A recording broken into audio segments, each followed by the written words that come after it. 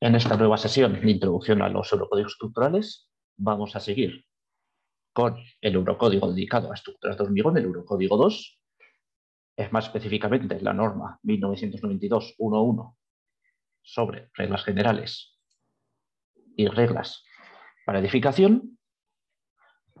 Y dentro de esta norma, de toda su extensión, vamos a centrarnos en el capítulo 9 de detalles constructivos de elementos y reglas particulares. En esta parte vamos a ver qué nos dice el eurocódigo más allá de las comprobaciones de estado límite último, estado límite de servicio, para vigas de hormigón armado.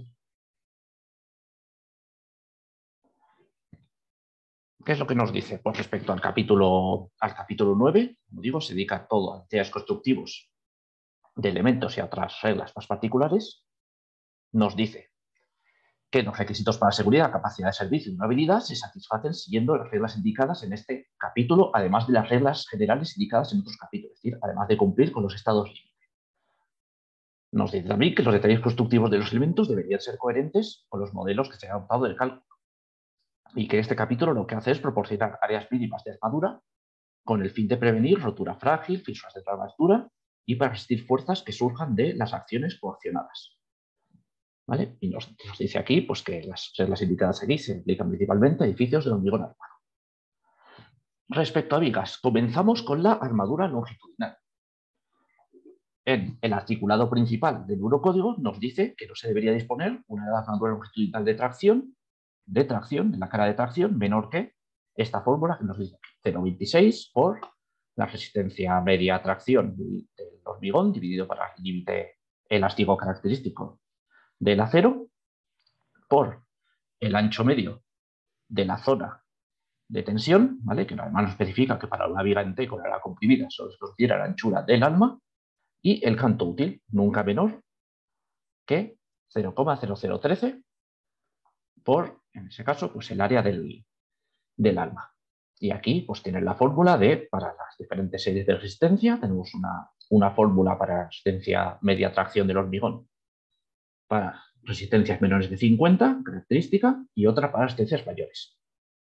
¿Vale? Y nos dice, alternativamente, para elementos secundarios donde se puede aceptar algún riesgo de rotura frágil, ¿vale? Es decir, elementos donde de provocarse el fallo pues no afectaría a la totalidad de la estructura, se puede tomar la armadura mínima como 1,2 veces el área requerida en la comprobación de estado límite último, ¿vale? Aunque fuese inferior a esta que nos dice aquí. ¿Vale? Precisamente porque esta es para prevenir esa rotura frágil. También nos dice que las secciones que contengan menos armadura que la especificada en este artículo se deberán considerar como hormigón en masa y, por tanto, tratarse respecto al apartado correspondiente de esta norma. Y también nos dice que las áreas de armadura de tracción o de compresión no deberían ser mayores de 0,04 por el área bruta del hormigón, excepto en las zonas en las que haya solape, donde, pues, obviamente se nos va a solapar las armaduras, pues tenemos una cuantía mayor en un espacio limitado. Aquí, para que vean un poco, para que sí, los que conozcan igual la anterior norma, para guiarnos, dado que la anterior norma en España, la EHE08, nos daba una tabla precisamente con la cuantía mínima de armadura en tanto por mil, pues aquí vemos cómo nos quedaría para los distintos tipos de acero que se manejan, y hormigón hasta 50 megapascales.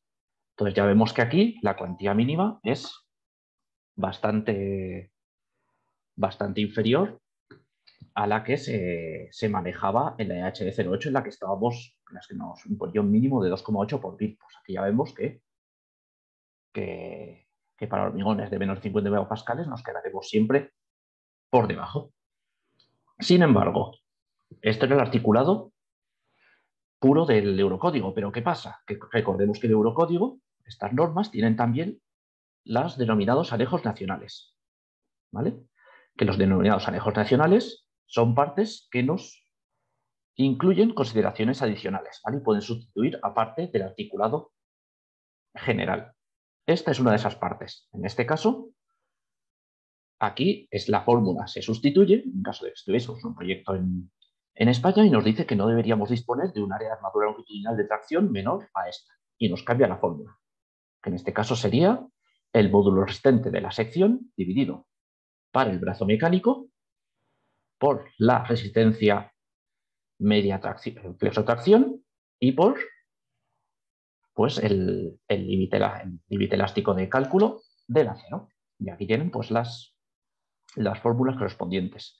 Que esta es una fórmula que ya estaba en la anterior instrucción de hormigón española, que es mucho más intuitiva, porque esta sí que es la que realmente te está diciendo que como mínimo pongas el acero suficiente para que la sección pues, se plastifique, no que se plastifique, sino que se fisure el hormigón antes de que plastifique el acero.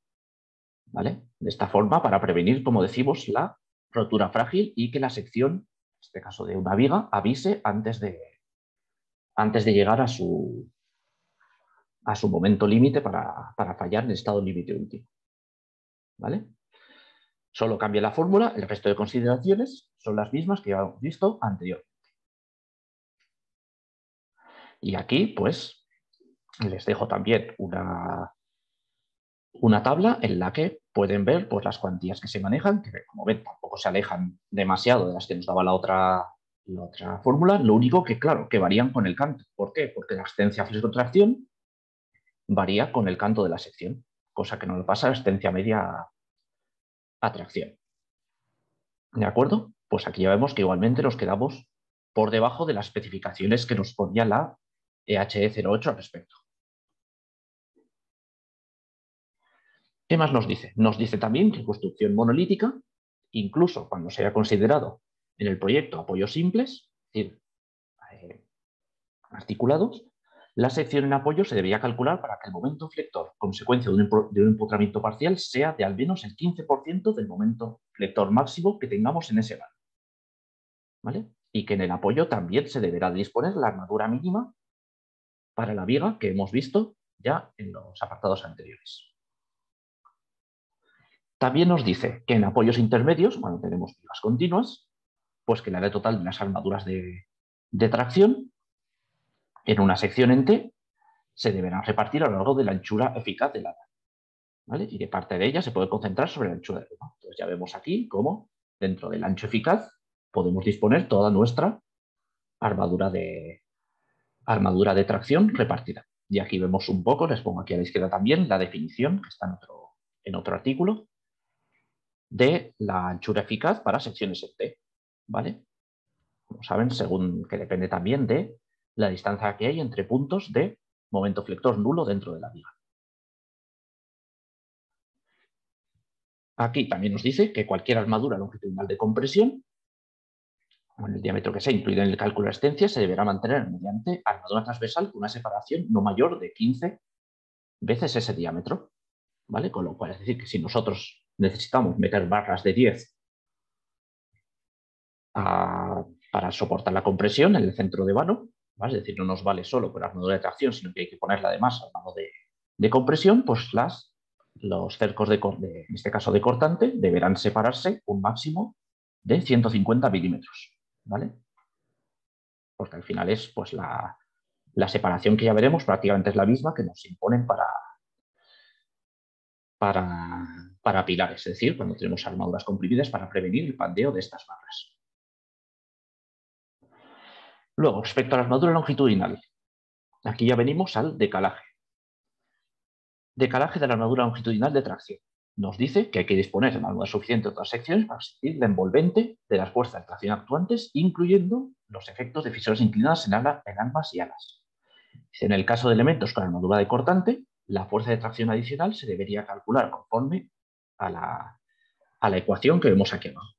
¿Vale? Según el cortante, según el ángulo de nuestras bielas comprimidas y según el ángulo de nuestras armaduras. Nos dice que para elementos sin armadura de cortante se puede estimar decalando la ley de momentos una distancia de. El decalaje al final pues es un desplazamiento horizontal de nuestra ley de momentos. ¿Vale? En vez de incrementar el momento, la desplazamos horizontalmente. Ahora a continuación lo veremos. ¿Bien? Aquí es donde podemos ver en esta imagen que nos proporciona la propia norma, donde aquí con la letra A tendríamos pues la envolvente original, ¿vale? De todos los esfuerzos que tengamos. Con la B tendríamos aquí la fuerza de tracción actuante, es decir, la B sería ya la ley de calada, ¿vale? Que equivale, aunque sea realmente un incremento vertical, pues equivale a un desplazamiento horizontal de nuestra ley de efectores. Y la C, pues la capacidad resistente que tendremos que tener con nuestras armaduras longitudinales. Y aquí nos dice que se puede tener en cuenta la resistencia de las barras dentro de sus longitudes de anclaje considerando una variación lineal de la pieza. ¿Vale? Empezarían nuestras barras aquí e irían linealmente hasta superar la longitud de anclaje y ya podrían desarrollar toda su resistencia. Y nos dice también que la longitud de anclaje de una barra levantada, ¿vale? Una barra levantada es aquella que empieza en la parte inferior y sube a la parte superior de manera continua, inclinada, pues su longitud de anclaje no debería ser inferior a 1,3, la longitud básica de anclaje, ya la longitud neta, perdón, en la zona de tracción y menor que 0,7 de la longitud neta de anclaje en la zona de compresión. ¿Vale? Y que se tiene que medir a partir del punto de intersección entre los ejes de esa barra levantada y la armadura longitudinal que tengamos. ¿Qué más nos dice? Pues en este otro artículo nos habla sobre el anclaje de la armadura inferior en apoyos extremos. ¿Vale? Nos dice que el área de la armadura inferior dispuesta en estos apoyos extremos de la viga, supuestos en el proyecto como no empotrados o de leve empotramiento, deberá ser al menos el 25% del área del acero dispuesta en el tramo dentro de ese vano. ¿Vale? Nos dice que la fuerza de tracción a anclar la podemos determinar con esta fórmula. Tenemos aquí el incremento de tracción en las armaduras, incluyendo la contribución de la fuerza de axil que pueda existir en esa viga y la del decalaje. ¿Vale? Y aquí vemos cómo nos pone la resultante del cortante y la resultante del axil. Nos dice que la longitud de anclaje pues será la longitud neta de anclaje, tal y como especifica en otras partes del articulado, medida a partir de la línea de contacto entre viga y apoyo. ¿Vale? Vemos que si tenemos, en este caso, como se ve aquí la entalla, la línea de contacto es un poco más adentro, pues se medirá a partir de ahí. Y también nos dice que para esta longitud de anclaje podemos tener en cuenta la presión transversal dentro de un apoyo directo. ¿Vale? Recordemos que la presión transversal pues, es algo que nos influye a la hora de determinar cuál es la longitud de anclaje de una viga. Normalmente a mayor presión transversal, menor longitud de anclaje porque favorece la adherencia. Luego, respecto al anclaje, en este caso también de la armadura inferior, en apoyos intermedios. Pues se aplica la misma área de armadura que habíamos puesto para apoyos extremos, el 25% de la que teníamos en el vano, y nos habla de que la longitud de anclaje no debería ser menor a los 10 diámetros, en el caso de barras rectas, como vemos aquí en la imagen abajo a la izquierda, no menor que el diámetro del mandril, como vemos aquí también en la imagen de la izquierda, o 2 veces el diámetro del mandril para otros casos. Y nos dice pues, que estos valores son válidos, pero se puede realizar un cálculo más preciso de la longitud de anclaje respecto a la parte determinante del articulado. Dice que esta armadura, bueno, aunque la armadura requerida para resistir posibles momentos positivos, deberá especificarse, pues, como no en los documentos contractuales y que deberá ser continua, ¿vale? Que se logrará por solape de barras. Es decir, como estas soluciones que nos pone aquí en el central y en el de la derecha. Pasamos ahora a la armadura de cortante. ¿Qué nos dice? Nos dice que la armadura de cortante debería formar un ángulo alfa entre 45 y 90 grados respecto al eje longitudinal de nuestra viga, ¿vale? Y que puede ser una combinación de cercos y estribos que envuelvan la armadura longitudinal y la zona de tracción y la compresión, barras levantadas y también, pues, pues con jaulas, escaleras, etcétera, es decir, ya más elaboradas. También nos dice que obviamente los cercos han de anclarse eficazmente y que se permite un empalme por solape cerca de la superficie del alma únicamente si no se requiere que resista torsión. Es decir, aquí en el lateral podríamos hacer empalmes por solapes si no se requiere ninguna resistencia a torsión, cosa que es una práctica que normalmente pues, no se da. Y nos dice que al menos el 50% de la armadura de cortante necesaria tendrá que ser en forma de cercos. Pero en este caso, el anejo nacional nos permite bajar esa proporción al 33%. Y también nos dice que en el caso de forjados unidireccionales nervados de canto no superior a 40 centímetros, puede utilizarse armadura básica en celosía como armadura de cortante, tanto si dispone una zapatilla prefabricada como si no es totalmente un hormigonado in situ. Esto también, este AN, quiere decir que es parte del anejo nacional, ¿vale? Porque normalmente cuando se encuentran en estos documentos europeos cosas sobre forjados unidireccionales, pues lo más probable es que sean más del anejo nacional, ¿vale? Seguimos con la armadura de cortante. Aquí incluyo la fórmula para obtener la armadura de cortante, ¿vale? Que es de otro articulado. Y aquí nos dice que esta cuantía mínima no deberá ser menor que esta fórmula, ¿vale? Que el 8% de la raíz de resistencia característica del hormigón dividido para el límite elástico característico del acero. Y que el anejo nacional nos cambia esta fórmula y nos sustituye por la que ya existía en la anterior instrucción española, el EH08, que era asistencia media tracción del hormigón dividido para 7,5 veces el límite elástico característico del acero. Pues con esta cuantía mínima y pues sabiendo ya el número de barras por cerco y el diámetro del cerco, pues podríamos hallar la separación. Y aquí pues dejo pues, para distintos tipos de vigas la separación máxima de cercos sucesivos para cumplir con el criterio de cuantía mínima. En este caso, aquí estaríamos con el anejo nacional español,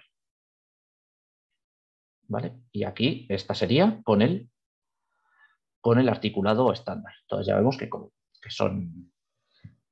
que son también algo similares. Un poco más restrictiva, en este caso la del Eurocódigo en general, que además es la que se ha implementado o la que aparece en el anejo 19 del Código Estructural, ¿vale? Así que cuidado, que aún habrá que esperar a ver si sale el BOE con correcciones, porque en este caso pues hay una contradicción con el anexo nacional, que se supone que era lo que se iba a adoptar en este nuevo código. Seguimos. También dentro de este apartado pues no especifica la separación máxima longitudinal entre armaduras de cortante, ¿vale? En este caso pues sería el 75% de nuestro canto útil de la sección de la viga multiplicado por 1 más la cotangente de nuestro ángulo de las armaduras, que si en este caso pues lo normal es que las armaduras vayan a ser verticales con un alfa de 90 grados, pues sería 75% del canto útil, ¿vale? Eso en longitudinal, y en transversal pues tendríamos la misma separación y también 600 milímetros. Es decir, que ya si tuviéramos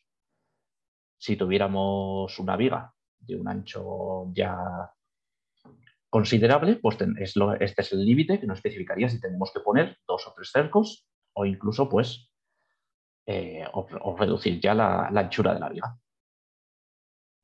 Y aquí es lo que nos especifica el anejo nacional, ¿vale? Que es lo que hace, lo que ha hecho básicamente es copiar a la EH08, pero aquí cuidado, porque ha copiado demasiado literalmente y aquí hay simbología que no pertenece al Eurocódigo, ¿vale? En este caso, como pongo aquí a la derecha, este VRD, que en el Eurocódigo lo ponen como la capacidad asistente de la sección, es el cortante de cálculo, y V1 es el límite de resistencia cortante, que sería VRD max. ¿De acuerdo? Pues según cómo de cargada esté nuestra sección, nos permitirá poner nuestros cercos de cortantes más o menos juntos. Y aquí también, pues, nos limita, en cierto sentido, un poco más la separación bueno, nos limita y no, a la vez, porque como vemos, pasamos del 75% del canto útil al canto útil, sin embargo, bajamos de 600 milímetros a 500 milímetros. Pasamos a la armadura de torsión, que ya si alguien recuerda de la parte de estado límite último, pues más o menos nos decía el Eurocódigo que que en caso de que sean elementos no sometidos a torsión principalmente, sino que la torsión pues, esté provocada por condiciones de compatibilidad, pues lo normal es que ya con los cercos de cortante, pues básicamente sea válida la comprobación. Además también de comprobar si el fallo a torsión de ese elemento realmente nos va a provocar problemas en nuestra estructura o no. ¿De acuerdo? Pues aquí nos dice respecto a torsión, simplemente, que los cercos se dejarían claro mediante solapes o extremos sin ganchos, ¿vale? Como vemos aquí, y formar un ángulo de 90 grados respecto al eje del elemento estructural. Es decir, perpendiculares, como lo normal cuando se pone la de cortante. ¿Vale? Y aquí nos dice también eso, que las exposiciones de armadura de cortante normalmente ya bastan para cumplir con la torsión. ¿De acuerdo? Con lo cual aquí vemos las formas, esto también es imagen de la propia norma, donde nos pone la forma recomendada, con cómo están aquí anclados, y la forma no recomendada.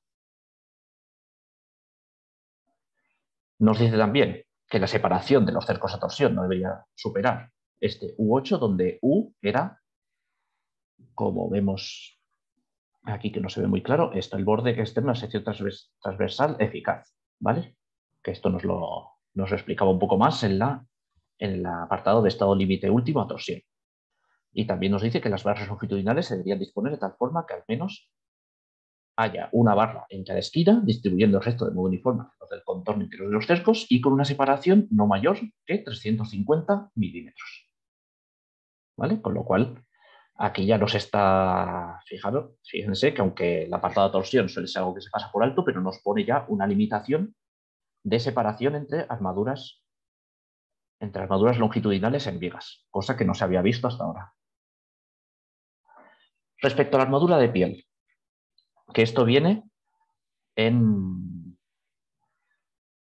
otro apartado un poco más avanzado dentro del capítulo 9, pero lo vamos a meter aquí.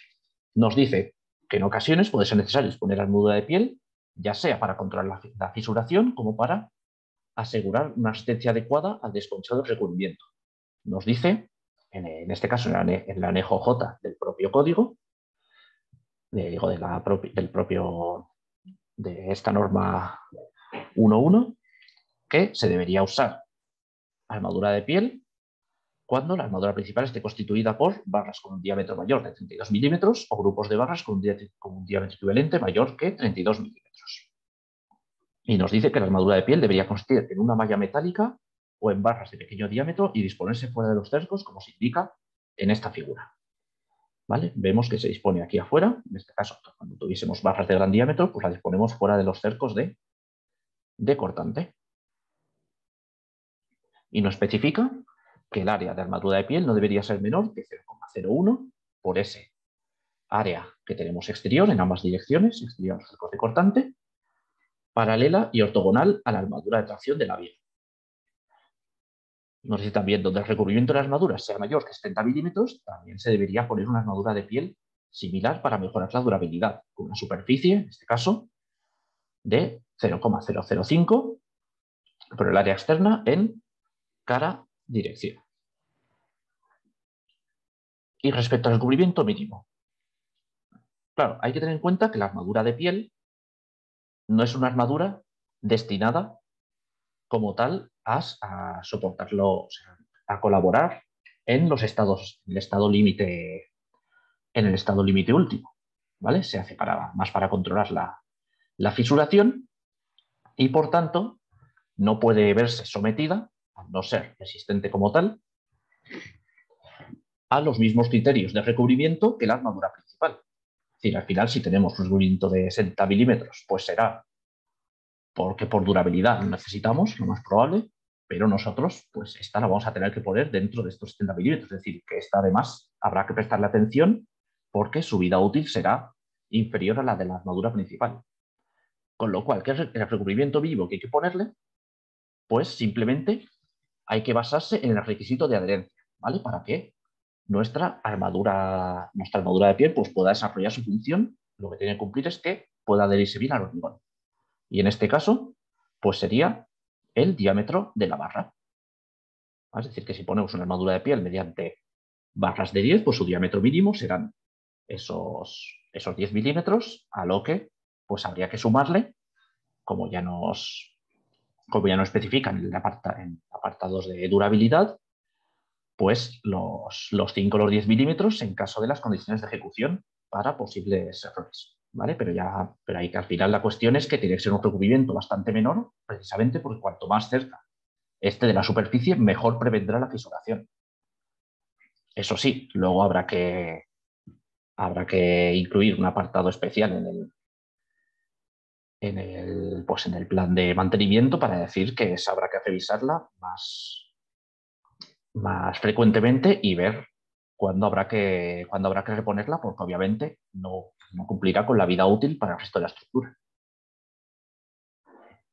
Aquí, respecto a los apoyos indirectos, es decir, cuando una viga se apoya en otra viga en lugar de un muro o pilar ciego. En el caso de los brushlales, pues en estos casos hay que disponer una armadura proyectada para soportar la reacción que se nos vaya a dar ahí, que esta armadura será adicional a las que puedan ser necesarias por otros motivos. ¿Vale? También se aplica a losana apoyada en la parte superior de una viga. Nos dice que la armadura de soporte entre dos vigas debería consistir en cercos que envuelvan la armadura principal del elemento de apoyo, como se ve aquí en la figura, en la parte A. Dice que se puede distribuir algunos de estos cercos fuera del volumen del hormigón común a las dos vigas. ¿Vale? Vemos que aquí lo podemos sacar hasta la mitad del canto de la viga de soporte, desde su eje, o hasta un tercio desde su borde. Respecto a vigas de gran canto, esto también es otro apartado más avanzado. Las vigas de gran canto, es decir, en el caso que su luz sea menor o igual que 3 veces su canto total. Pues ahí hay que disponer una malla ortogonal de armadura de alambres cerca de cada cara, ¿vale? Con un mínimo de 0,01 del área de hormigón y nunca menor que 150 milímetros cuadrados por metro por cada dirección. Y nos dice que en este caso la distancia entre dos barras contiguas de la malla no debería superar al menor valor entre 2 veces el espesor de la viga de canto y 300 milímetros. Y nos dice también que la armadura correspondiente a los tirantes que se vayan a considerar en su modelo de cálculo se debería anclar en su totalidad en el nudo para equilibrio entre dobladas de barras mediante uso de estribos en U o mediante dispositivos de anclaje, a no ser que se disponga de la longitud suficiente para una longitud de anclaje adecuada. Y con esto, pues, ya se terminan todas las especificaciones que incluye para todo tipo de vigas, pero sobre todo habrá que tener también en consideración algunas de las especificaciones para losas.